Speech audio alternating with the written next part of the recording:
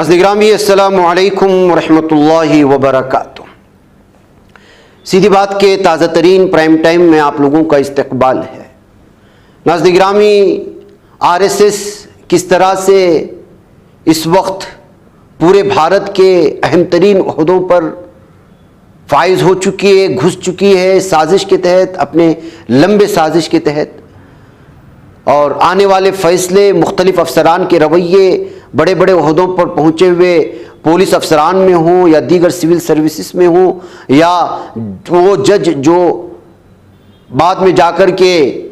سبکدوش ہو گئے، پھر ان کے بعد کس طرح کے بیانات آئے، اور پھر جب وہ جج کے عہدے پر تھے تو ان کے فیصلے کس طرح کے آئے،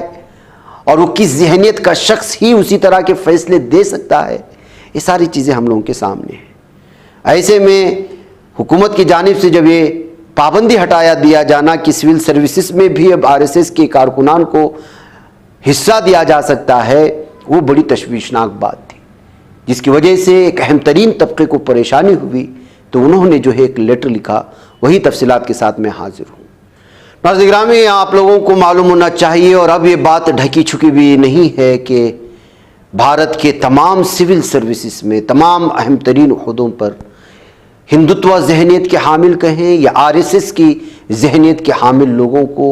جو اس میں ٹریننگ لے چکے ہیں، تمام لوگوں کو بھرا دیا گیا ہے۔ جب اس طرح کی ذہنیت جو مخصوص سماج مسلمانوں کے تئیں دشمنی رکھتی ہو، وہ کہاں سے انصاف کر سکتی ہے، اور یہ سیکولر ملک میں کیسے ممکن ہو سکتا ہے؟ اسی بات کو لے کر کے اس وقت بہت ہی زیادہ آر ایس ایس کی بڑھتی ہوئی اس طاقت کو دیکھ کر کے بہت سارے لوگ تشویش میں مبتلا ہیں۔ 100 سے زیادہ سابق سرکاری ملازمین اور کانسٹیٹیوشنل کنڈکٹ گروپ، جس کو CGG کہا جاتا ہے، یعنی آئینی طرز عمل گروپ کے ممبران نے مرکزی حکومت کے حالیہ فیصلے پر گہری تشویش کا اظہار کیا ہے، جس میں سرکاری ملازمین پر راشٹریہ سیوم سیوک سنگھ کے ممبر بننے یا اس کی سرگرمیوں میں حصہ لینے پر طویل عرصے سے عائد پابندی کو ہٹا دیا ہے۔ انہوں نے حکومت پر زور دیا ہے کہ وہ سول سروس میں آر ایس ایس سے وابستگی کی اجازت دینے والی ہدایت کو فوری طور پر واپس لے لے۔ بیان کیا ہے؟ ہم زیر دستخطی سابق سرکاری ملازمین اور آئینی طرز عمل گروپ کے ارکان مرکزی حکومت کے حالیہ فیصلے پر اپنی گہری تشویش کا اظہار کرتے ہیں، جس میں سرکاری ملازمین پر راشٹریہ سیوم سیوک سنگھ کا رکن بننے یا اس میں حصہ لینے پر طویل عرصے سے عائد پابندی کو ہٹا دیا گیا ہے۔ سول ایڈمنسٹریٹرز اور پولیس افسران کا بنیادی فرض آئین کو برقرار رکھنا اور اس کا دفاع کرنا ہے، جس میں تمام شہریوں بالخصوص مذہبی اور ذات پات کی اقلیتوں کے آئینی حقوق کا تحفظ شامل ہے۔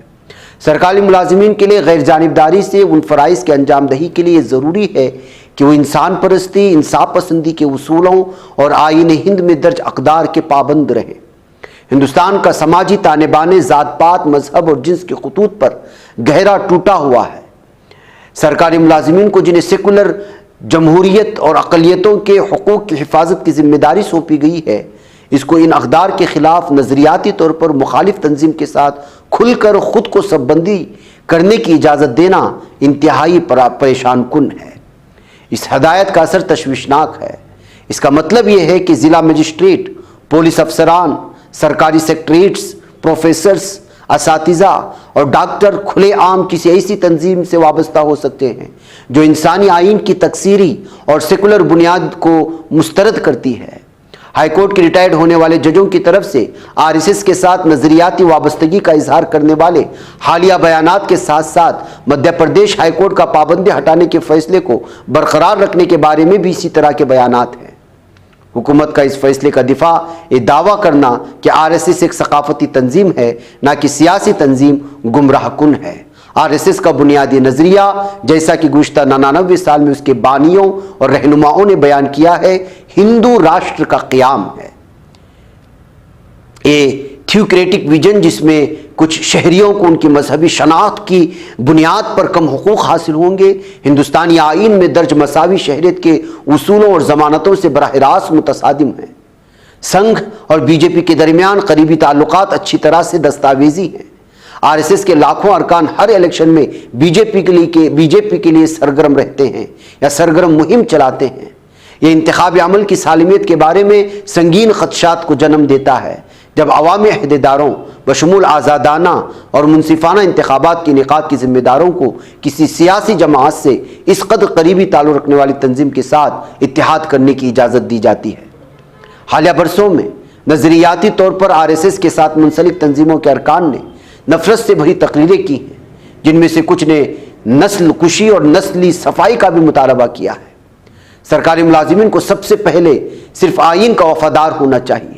اور دوسری بات یہ ہے کہ وہ منتخب حکومت کے لیے جس کی وہ خدمت کرتے ہیں اگر حکومتی احکامات سے آئینی حقوق یا پسماندہ شہریوں کے حقوق کو خطرہ لاحق ہوتا ہے تو یہ ان کا فرض ہے کہ وہ ایسی غیر آئینی ہدایات کی مزاحمت کریں۔ انڈیا کے پہلے وزیر داخلہ سردار ولبھ بھائی پٹیل نے مشہور طور پر سول سروس کو ملک کا اسٹیل فریم قرار دیا۔ انہوں نے تصور کیا کہ فرقہ وارانہ یا ذات پات پر مبنی متحرک ہونے کے وقت سول سروسز اس فولادی فریم کے طور پر کام کریں گی جو ملک کو ایک ساتھ رکھتی ہیں اور اپنے سب سے زیادہ کمزور شہریوں کی حفاظت کرتی ہے۔ ان کی وزارت کے 1948 کے RSS پر پابندی لگانے کے حکم میں نفرت اور تشدد کی قوتوں کا حوالہ دیا گیا تھا جن کا خاتمہ ضروری ہے، لہٰذا ہم اس ہدایت کو فوری طور پر واپس لینے پر زور دیتے ہیں جس سے سردار پٹیل کے فولادی فریم کو ختم کرنے، تشدد کے وقت مذہبی اور ذات پات کی اقلیتوں کو مزید خطرے میں ڈالنے اور آئین کی روح کو ناقابل تلافی نقصان پہنچانے کا خطرہ ہے۔ ستیمیو جیتے، اس پر مختلف شعبوں سے تعلق رکھنے والے ملک بھر سے 115 ممتاز ریٹائرڈ IAS اور IPS افسران کے دستخط ہیں۔ یہ ظاہر کرتا ہے کہ اس فیصلے سے سول سوسائٹی میں کتنی تشویش اور بے چینی اور اضطراب پائی جاتی ہے۔ ناظرین گرامی، اس وقت جو اس مضمون پر میں نے گفتگو کیا RSS کے سلسلے میں، آپ ساری باتیں جانتے ہیں۔ یہی وجہ ہے کہ اب اس بات کو لے کر کے اس وقت 100 سے زائد جو سابق سرکاری افسران تھے جو مختلف عہدوں پر فائز رہے، بڑے بڑے عہدوں پر فائز رہے، جنہوں نے اپنی ایک تنظیم بنائی کانسٹیٹیوشنل کنڈکٹ گروپ CGG کے نام سے، ان کی جانب سے یہ اس وقت تشویش کا اظہار کرتے ہوئے حکومت کو یہ لیٹر لکھا گیا ہے۔ سوال یہ ہے کہ کیا اس لیٹر کو بھی ردی میں پھینک دیا جائے گا یا حکومت اس کو پوری طرح سے سنجیدگی سے لے گی۔ ناظرین مجھے اجازت دیں۔ السلام علیکم ورحمۃ اللہ وبرکاتہ۔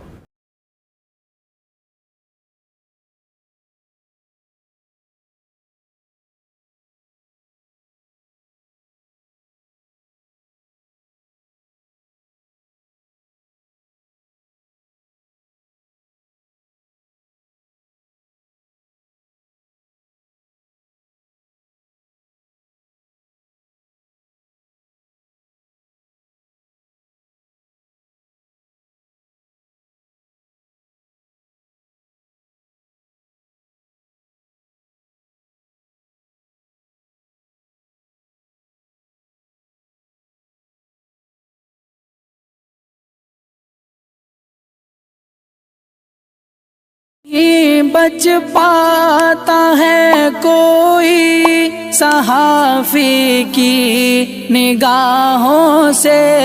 ملاتا ہے یہ لوگوں کو محبت کی پناہوں سے،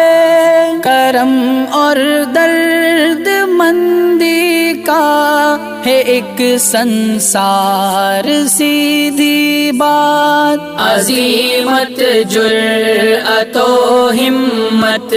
کا ہے اظہار، سیدھی بات عزیمت جرأت و ہمت